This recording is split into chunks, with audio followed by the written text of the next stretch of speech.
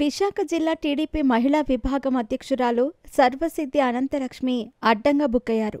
ఆమెపై గాజువాక పోలీసులు కేసు నమోదు చేశారు. పోలీస్ స్టేషన్లో ఎస్ఐ సమక్షంలో ఓ వ్యక్తిని చెప్పుతో కొట్టారు అనంతలక్ష్మి. అంతేకాదు సీఐపై కూడా రుసరుసలాడారు.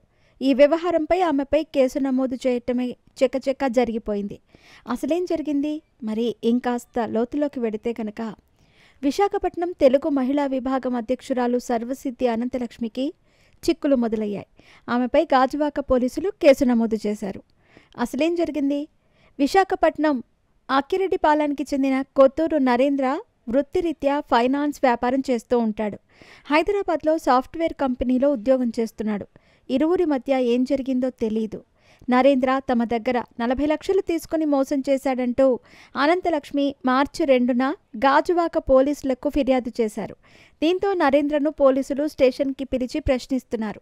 అదే సమయంలో అనంతలక్ష్మి పోలీస్ స్టేషన్కి వచ్చారు. పట్టరాని కోపంతో నరేంద్రను చెప్పుతో కొట్టారు. చివరకు నరేంద్రను అరెస్టు చేశారు పోలీసులు. ఆపై బెయిల్పై విడుదలయ్యాడు. ఇదంతా గతం. ప్రస్తుతానికి వచ్చేద్దాం. అనంతలక్ష్మి తనను చెవిలో రక్తం కారేలా కొట్టారని నరేంద్ర పోలీస్ కమిషనర్కు ఫిర్యాదు చేశాడు. సీసీ ఫుటేజ్ పరిశీలించిన పోలీసులు నరేంద్రను కొట్టిన విషయం నిజమేనని తేల్చారు. సీసీటీవీ ఫుటేజ్ ఆధారంగా అనంతలక్ష్మిపై కేసు నమోదు చేశారు. మరోవైపు ఈ కేసు సమయంలో టీడీపీ మహిళా నేత అనంతలక్ష్మి పోలీసులను బెదిరించినట్టు ఆరోపణలు లేకపోలేదు.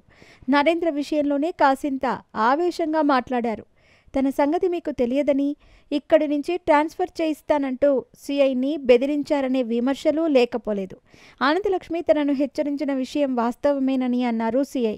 దాడి చేసి కొట్టినందుకు ఆమెపై కేసు నమోదు చేసినట్టు తెలిపారు.